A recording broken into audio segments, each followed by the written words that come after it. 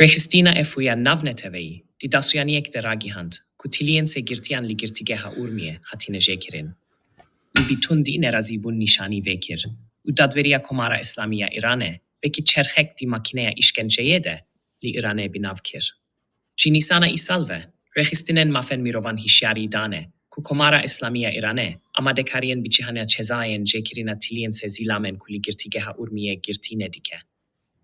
Dive çarçoveyde, çavderia mafen mirovan ragihand, kudiş stehe adarede, raya darem berpirsiar en biçihanina cezayen li girtigeha navendia urmiye li parezgeha urmiye.